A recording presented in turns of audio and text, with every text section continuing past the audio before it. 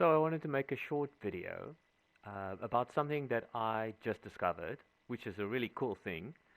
Um, so let's say you had an output coming from somewhere. Let's use a value slider in order to show us what that output will be. Let's say it ranges in the value of -50 to +50. Cool. And now, so this value can range +50 or -50. And now what we do is, if you wanted to clamp that, use another value slider. What I like to do is if it's an inactive one, I just take it away like that, and then I just display it like that. So on this one, which is going to be the one that's going to clamp our values to a minimum and a maximum. So out of this input signal that ranges from 50 minus to 50 plus, I want to clamp the value to 20. So the maximum value should be 20. And in this case, the minimum value is 0. So I'm going to leave that one just like it is. And then you pop that in there. So now on this front face, you can see the value of this value slider, which is the value it will output onto the other side. What we can also do is just to double check it. We can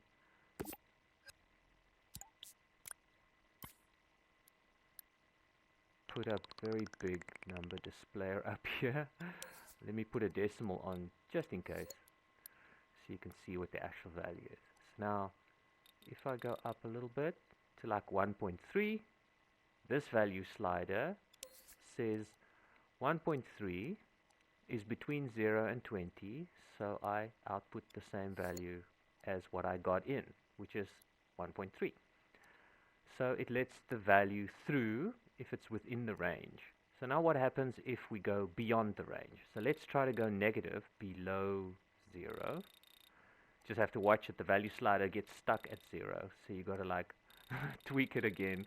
So now I'm going below 0, and it doesn't matter what I do, this value slider clamps my value at 0.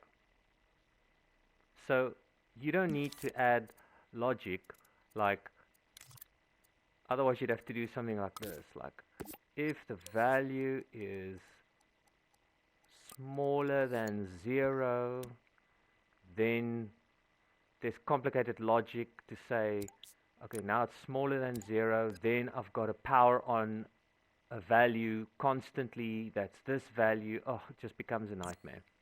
So this is such a slick solution, and if you go positive, we'll get up to about 20. So I'm getting there, and if we hit 20, it clamps at 20. So this is a very convenient single gadget solution for actually quite a lot of gadgets you'd have to use. Check for greater than, check for lower than. And you can't use the signal manipulator for this, because the signal manipulator remaps the input to the output. So it isn't actually performing a minimum and a maximum. This is actually a very clever way to then perform this minimum and maximum. So there we go, just a final demo. Even if I'm at 50, I get 20, which is the maximum. Then it actually uses the real value passed through.